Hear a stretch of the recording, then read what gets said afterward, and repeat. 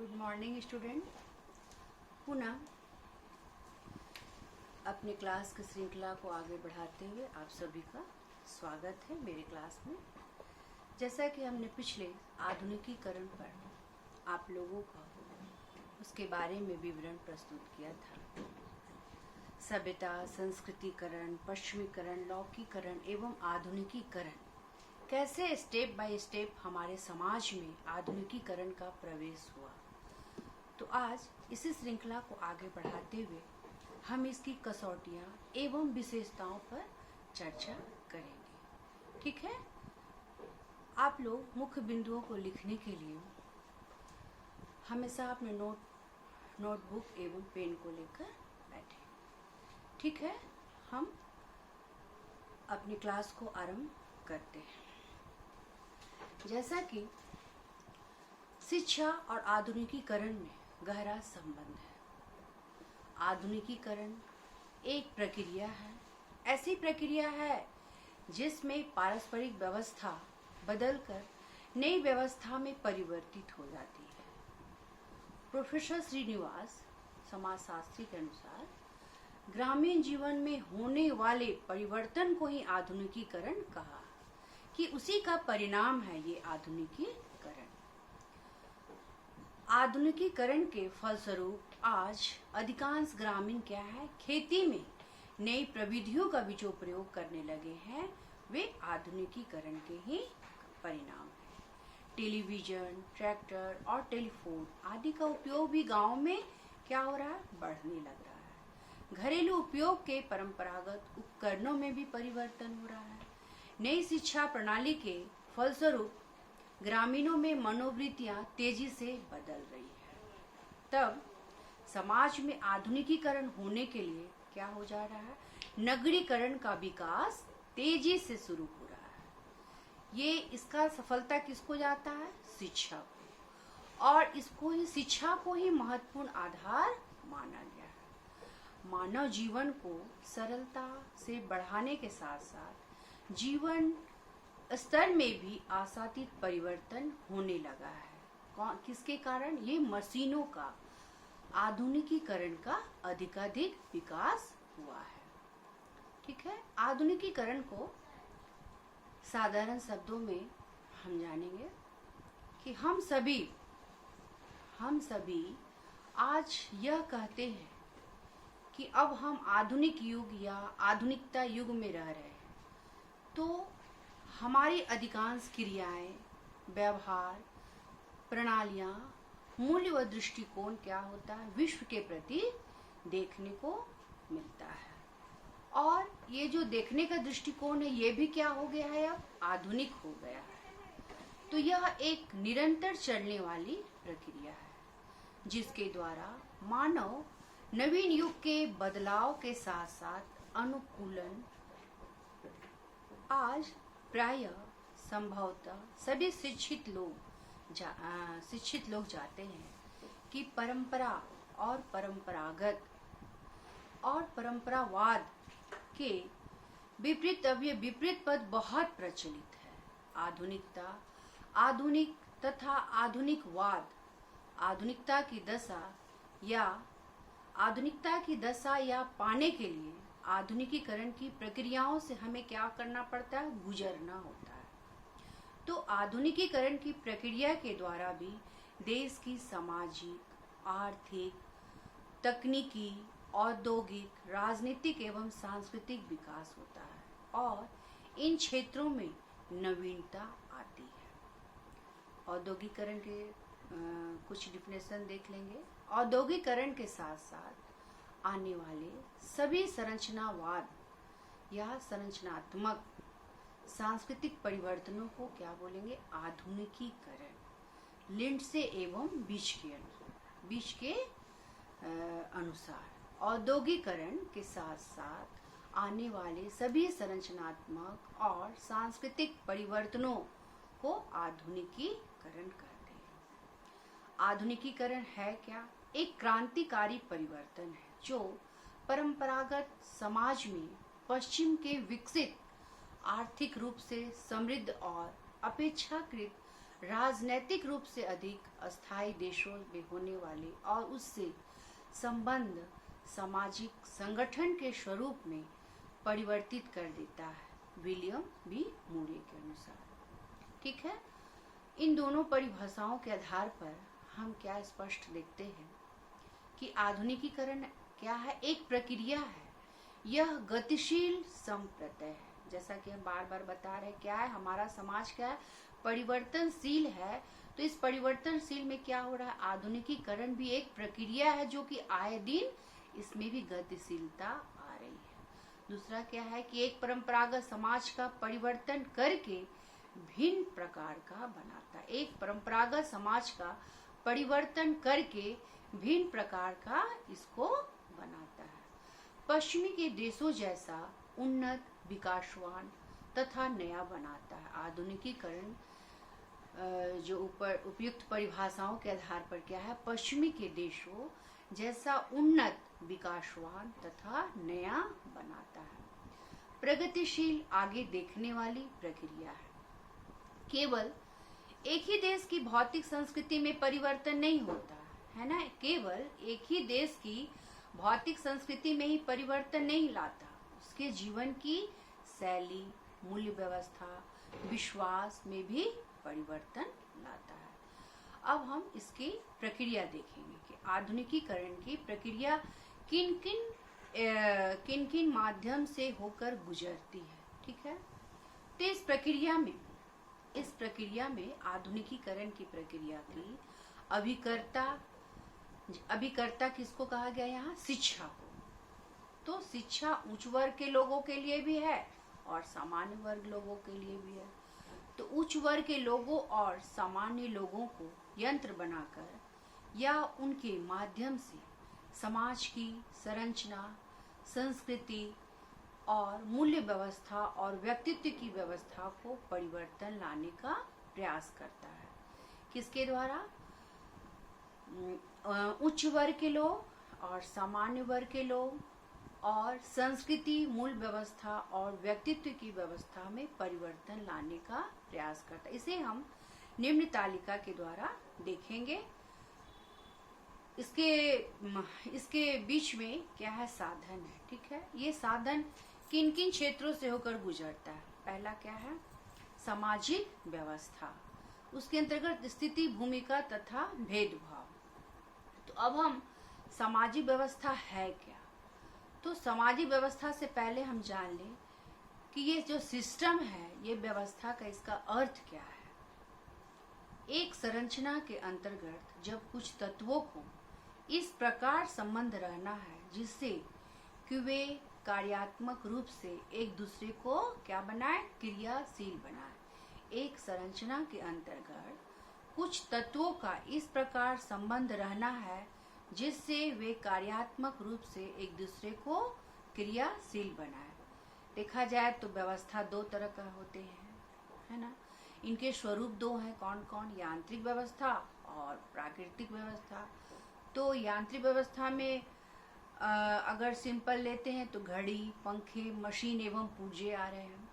और प्राकृतिक व्यवस्था में ले रहे हैं तो पौधे का विकसित होना, फूल का जो प्रकृति के द्वारा हो। तो मनुष्य की शारीरिक संरचना का विकास, इस क्षेत्र में सौर मंडल है ना, और ऑर्गेनिक सिस्टम इन सामाजिक व्यवस्था कैसे हो। हम सामयिक व्यवस्था जब हम देखते हैं, जैसे ज्ञानेंद्रिया, आँख, नाक, हाथों का अलग कार्य है, आँख का अलग कार्य है, कान का अलग कार्य है। तो ये हमारे जो सिस्टम है वो क्या है, संपूर्ण यांत्रिक रूप से क्या है, मानव शरीर की संरचना को प्रभावित करते हैं। तो इसका जन्म, विकास और संतुलन प्राकृतिक नियमों पर निर्भर करता है जो कि प्रकृति के द्वारा ही ठीक कर दिए जाते हैं, है ना। तो ये हमारा क्या है, सामाजिक व्यवस्था में के अंतर्गत। तो अब इसी के अंतर्गत है स्टेटस एंड रोल, उसकी स्थिति क्या है, भूमिका क्या है समाज में। तो जैसा कि हम जानते हैं कि वर्तमान युग में सभी समाजों की संरचना में तीव्र परिवर्तन उत्पन्न हुए हैं। इसका सबसे प्रमुख कारण क्या है, परिस्थिति तथा भूमिका। भूमिका के क्षेत्र में भ्रमपूर्ण स्थिति उत्पन्न होती है। भूमिका के क्षेत्र में भ्रमपूर्ण स्थिति उत्पन्न होती है। भेदभाव से उत्पन्न, है ना, ये स्थिति और भूमिका क्या करता है, भेदभाव से उत्पन्न। तो प्रत्येक व्यक्ति की परिस्थिति का एक विशेष मूल्य, प्रत्येक व्यक्ति की परिस्थिति का एक विशेष मूल्य होता है, वैल्यू। तो ये स्थिति परिस्थिति को क्या कहेंगे हम, ज्यादातर प्रतिष्ठा कहा जाता है। तो व्यक्ति की प्रतिष्ठा का निर्धारण उसकी उच्च अथवा निम्न परिस्थिति के अनुसार ही होता है। व्यक्ति की प्रतिष्ठा का जो निर्धारण है वो उच्च अथवा निम्न परिस्थिति के अनुसार ही होता है। यदि, इसको एक उदाहरण से समझते हैं, यदि एक व्यक्ति की नौकर की स्थिति है, महत्व उसकी स्थिति क्या है कि वे सेवा की प्रशंसा के लिए उपयुक्त है, लेकिन उसे साधारणतः प्रतिष्ठा नहीं मिल पाती, क्योंकि उसकी परिस्थिति क्या है, समाज में उसकी प्रतिष्ठा क्या है, नीचा समझा जाता है। तो किसी व्यक्ति को एक समय विशेष में जो स्थान प्राप्त होता है वही उस व्यक्ति की क्या हो जाती है, परिस्थिति हो जाती है। व्यक्ति किसी समूह में अपने लिंग, आयु, परिवार, वर्ग, व्यवसाय, विवाह, व्यक्ति किसी समूह में अपने एज, है ना, या लिंग या फैमिली, वर्ग, व्यवसाय, विवाह तथा विशेष प्रयत्नों के कारण प्राप्त करता है। ठीक है। तो अब हम इसके जब परिस्थिति हुआ तो इसके रोल को अब हम देखें, उसकी भूमिका क्या हो जाती है समाज में। हाँ, भूमिका मीन्स रोल। तो व्यक्ति की जिस भूमिका में है, जितनी अधिक रुचि होती है, व्यक्ति जिस भूमिका में, व्यक्ति को कहने मतलब मानव को या एक बालक को, जिस बार बार बोला गया, जिसमें अधिक रुचि होगी वह उसी निर्वाह को वह उतनी ही अच्छी से वह कर लेता है। तो यहाँ पर व्यक्ति की भूमिका का उनकी रुचियों, मनोवृत्तियों और योग्यताओं से संबंध है। लेकिन भूमिका का तात्पर्य उन सभी कार्यों से है जिनको एक विशेष परिस्थिति के अनुसार व्यक्ति से पूरा करने की आशा की जाती है, व्यक्ति से पूरा करने की आशा की जाती है। तो जैसे अगर हम देखें, एक उदाहरण से समझते हैं, एक पिता का क्या दायित्व है या कितने रोल हैं।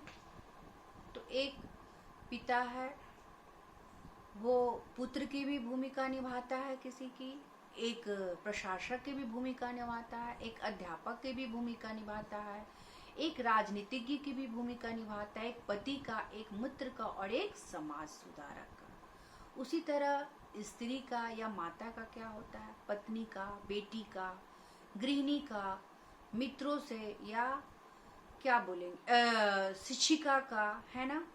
तो इन सब क्या है, माता और पिता विभिन्न जो रोल अदा करते हैं, अलग अलग जगहों पर क्या होता है, इनकी रोल क्या होती है, भूमिका क्या होती है, समाज के सामने अलग हो जाती है। तो इन जो मित्र और सेविका और आधुनिकता के रूप में क्या होता है, अनेक भूमिकाओं की पूर्ति करने की आशा की जाती है। तो सामाजिक व्यवस्था के अंतर्गत क्या था, परिस्थिति एवं भूमिका।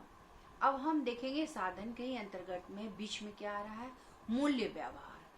तो ज्यादातर देखा जाए तो मूल्य हमारे व्यवहार की क्या है, सबसे बड़ी कसौटी है। मूल्य हमारे व्यवहार की सबसे बड़ी कसौटी है।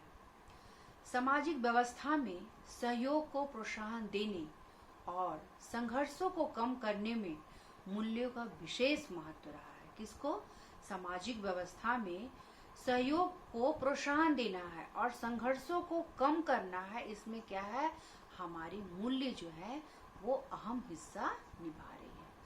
तो समय के अनुसार भूमिका निर्वाह का परिवर्तन एक क्या है, आवश्यक घटना। लेकिन ये क्या है, मूल्य क्या है, समय के मांग के अनुसार क्या हो रहा है, आए दिन इसमें भी परिवर्तन हो रहे हैं। तो समय के अनुसार भूमिका निर्वाह का परिवर्तन क्या है, एक आवश्यक घटना है जो सांस्कृतिक व्यवस्था और मूल्य व्यवस्था के अनुसार होना चाहिए। समानता, है ना, सामान्यता, सहायता, सामाजिक न्याय, और स्वतंत्रता, कर्तव्य पालन तथा अहिंसा, क्या क्या, समानता, सहानुभूति या सहायता, सामाजिक न्याय, स्वतंत्रता, कर्तव्य पालन तथा अहिंसा आदि ऐसे मूल्य हैं जो सामाजिक व्यवस्था को क्या कर रहे हैं, संतुलित बनाए हुए हैं। मूल्य ही व्यक्ति को यह बताते हैं कि किसी विशेष परिस्थिति में किस तरह से हमें क्या करना है, व्यवहार करना है, क्या उचित होगा और क्या अनुचित होगा। तो मूल्य व्यवस्था के अंतर्गत क्या आ रहा है, व्यक्तित्व व्यवस्था, धर्मनिरपेक्षता, है ना, इन सब चीजों को के अंतर्गत हमें मूल्य के ही दौरान हमें ये सब क्या करा, आधुनिकीकरण की क्या करा प्रक्रिया, है ना, उसके अंतर्गत इन सब चीजों से हमें गुजरना है। ठीक है, तो व्यक्तित्व व्यवस्था क्या है, तो देखा जाए तो मानव का व्यक्तित्व व्यवस्था जो है वो एक आंतरिक गुण है ना। तो सांस्कृतिक और सामाजिक गुण ही व्यक्तित्व का निर्माण करते हैं। सांस्कृतिक और सामाजिक गुण ही व्यक्तित्व का निर्माण करते हैं। मनुष्य के पास व्यक्तित्व नहीं होता, वह स्वयं एक व्यक्तित्व होता है। ये जो व्यक्तित्व है ये कैसे उभरता है समाज में, समाजीकरण के ही द्वारा, समाजीकरण की प्रक्रिया के द्वारा ही प्राप्त होता है। समाज वह रंगमंच है जिस पर व्यक्तित्व का विकास होता है। अब हम ये जो मूल्य व्यवस्था, सामाजिक व्यवस्था और व्यक्तित्व को लेकर अगर चले तो आगे इससे फिर क्या जन्म ले रहा है, अभिजात वर्ग। तो अभिजात वर्ग से आप क्या इसका क्या तात्पर्य है ना, तो साधारण शब्दों में जान लेने से अच्छा रहेगा। प्रत्येक समाज में अभिजात वर्ग जो है, प्रत्येक समाज में किसी न किसी आधार पर ऊंच नीच का संसरण अवश्य ही होता है। प्रत्येक समाज में किसी न किसी के आधार पर ऊंच नीच का संसरण अवश्य ही होता है, जो कि साधारण बोलचाल में उच्च वर्ग अपर क्लास और निम्न वर्ग लोअर क्लास कहलाते हैं। उच्च वर्ग के लोगों के हाथों में शक्ति होती है, वे प्राय समाज के शासक होते हैं। यह वर्ग क्या होता है, प्रभावशाली वर्ग होता है। कौन वर्ग, अभिजात वर्ग, जिसके सदस्य अधिक बुद्धिमान, चतुर, कुशल और समर्थ होते हैं। यह वर्ग प्रभावशाली वर्ग होता है जिसके सदस्य अधिक बुद्धिमान, चतुर, कुशल और समर्थ होते हैं। ये जो अभिजात वर्ग है अगर जाना जाए तो ये पैरेटो का अभिजात वर्ग से यहाँ संबंधित किया है, जो कि मार्क्सवादी विचारधारा थे, उनकी शिक्षा का समालोचना के आधार पर ये क्या बन गया, अभिजात वर्ग। तो पैरेटो ने इसी विशिष्ट उच्च वर्ग को अभिजात वर्ग कहा गया है। आ सकता है ऑब्जेक्टिव क्वेश्चन कि अभिजात वर्ग किसके द्वारा संबोधित है या किसके द्वारा किया गया, तो पैरेटो के द्वारा अभिजात वर्ग को निर्धारण किया गया। ठीक है, अब आप आगे देखते हैं, है ना, यहाँ तक आप लोग जान गए। अब आगे देखते हैं कि सामाजिक व्यवस्था के रूप में हम सरकार के रूप में, नौकरशाही के रूप में समाज के दायित्व को निभाते हुए आय का उचित उपयोग करें एवं विदेशी सहायता और सहयोग विशेषीकरण के माध्यम से करके शिक्षा का विकास करें। इसके द्वारा समाज के दायित्व को निभाते हुए आय का उचित उपयोग करें और विदेशी सहायता और सहयोग वैश्वीकरण के माध्यम से करके शिक्षा का विकास करें। स्वास्थ्य, खाद्य, शिक्षा और संस्कृति के लिए अपने मानव जीवन में परिवर्तन लाए। मूल्यों की उदारता से राजनीतिक विचारधारा प्रणाली को अपनाएं। ठीक है, यहाँ तक आप लोग समझ गए होंगे। अब आगे चलते हैं, आधुनिकीकरण की प्रमुख कसौटियाँ। प्रमुख कसौटियाँ निम्नांकित मानी जाती हैं। पहला है राजनीतिक व्यवस्था, है ना, पॉलिटिकल सिस्टम, अर्थतंत्र, इकोनॉमिक, है ना, औद्योगिकरण, एकता, शिक्षा की आधुनिकता, संदेश वाहन या संचार की व्यवस्था। शिक्षा की आधुनिकता, संदेश वाहन या संचार की व्यवस्था। मूल्यों की उदारता, वैश्वीकरण। तो इन सब चीज़ों से क्या है, आधुनिकीकरण की प्रमुख कसौटियां में ये विशेषताएं में भी आ सकती हैं, क्योंकि राजनीतिक, अर्थतंत्र, औद्योगिकरण और सांप्रदायिकता और शिक्षा की आधुनिकता, संदेश वाहन, संचार व्यवस्था और मूल्यों की पकड़ जो आई, वो किसके कारण आई? आधुनिकीकरण के कारण ही हमारे लिए ये पनपा। तो ठीक है, ये इसके अंतर्गत हम क्या जानना चाहें कि रूस, इंग्लैंड, जापान आदि आधुनिक देशों में सभी धर्मों और मानवीय सामाजिक मूल्यों को स्वीकारा जाता है, और वहाँ दूसरी ओर रूस में धर्म को बढ़ते हुए बहुत कम स्थान पर दिया जाता है, और मानव मूल्यों व अधिकारों के बारे में उतनी उदारता व विशालता नहीं है। रूस में धर्म को बहुत कम स्थान दिया जाता है और मानव मूल्यों के अधिकारों के बारे में उतनी उदारता व विशालता नहीं है। जापान अपनी परंपरागत आर्थिक व सांस्कृतिक विशेषताओं को अभी तक बनाए रखे हुए है और उन पर गर्व भी करता है। इन देशों के अतिरिक्त जर्मनी, फ्रांस इत्यादि पश्चिमी देशों में आधुनिक देश माने जाते हैं। ठीक है, आगे क्या टॉपिक है? भारतीय परिदृश्य में आधुनिकीकरण।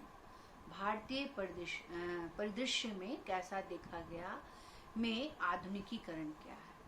तो इसमें भारतीय शिक्षा आयोग के अनुसार आधुनिकीकरण की प्रक्रिया का संबंध प्रत्यक्ष रूप से शैक्षिक विकास की गति से है। आधुनिकीकरण की प्रक्रिया का संबंध प्रत्यक्ष रूप से शैक्षिक विकास की गति से है। तेजी से आधुनिक बनने का ढंग शिक्षा का प्रसार करना